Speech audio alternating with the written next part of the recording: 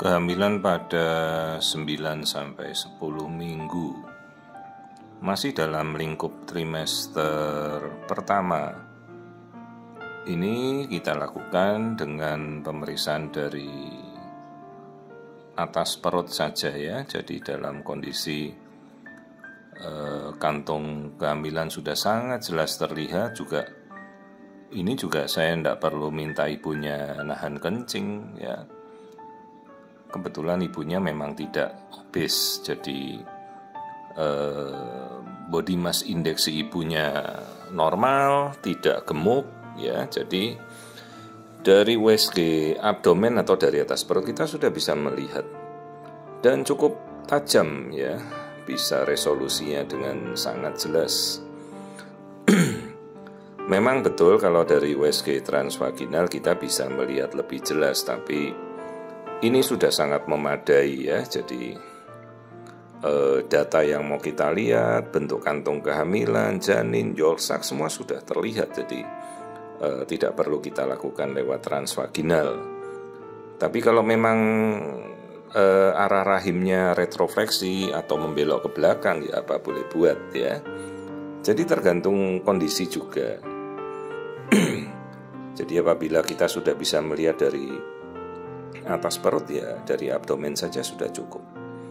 Jadi ini 9 sampai 10 minggu embrio sudah cukup jelas terlihat. Tunas tangan dan kaki sudah terbentuk. Tapi kalau jari-jari ya belum membuka ya, masih menyatu gitu tangannya. Ya, ini sekitar 9-10 minggu.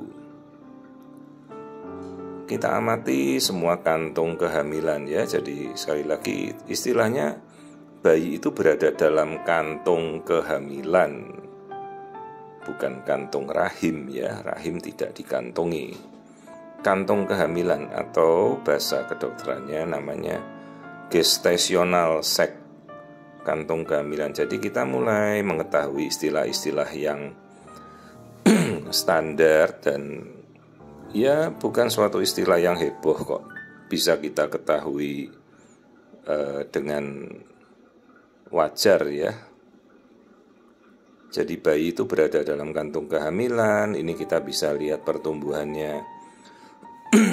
Dia sudah terlihat yolk-sac ya. Nah terus kalau yang di dalam itu yang membungkus si bayi itu namanya kantung ketuban, kantung amnion ya.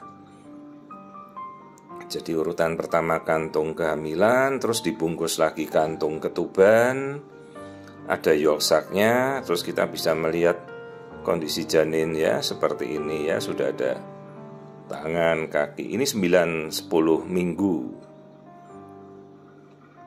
Dan kita lakukan dengan USG abdomen saja. Kenapa tidak transvaginal? Karena dari atasnya sudah cukup jelas untuk bisa melihat kondisi keseluruhannya gitu. Mulai kita periksa cek laborat, cek darah, cek gula, urin, jangan lupa tokso, rubella, sitomegalovirus atau TORCH ya. Ada pemeriksaan dasar, ada pemeriksaan pelengkap. Kemudian kita bisa meminta, oh ibu bisa kita lakukan cek genetika mulai dari minggu ini. Namanya non-invasive prenatal test, kemudian trimester pertama screening nanti antara 11-14 minggu ya. Ibu-ibu bisa meminta dokter Anda melakukan atau bisa meminta mungkin rujukan ke feto maternal bila di kota Anda ada. Terus kita sudah bisa melakukan pemeriksaan NIPT, non-invasive prenatal test. Dan itu sekarang di wilayah Jabodetabek, Jawa, Bali sudah bisa dilakukan semuanya dengan harga yang sangat-sangat terjangkau ya. NIPT dasar melihat kelamin bayi, seks kromosom, trisomi 21, Down syndrome, 18, Edwards syndrome dan sindrom apa atau 13. Itu sudah cukup terjangkau ya, hampir tidak lewat dari 2 juta mungkin ya. Sudah sangat terjangkau.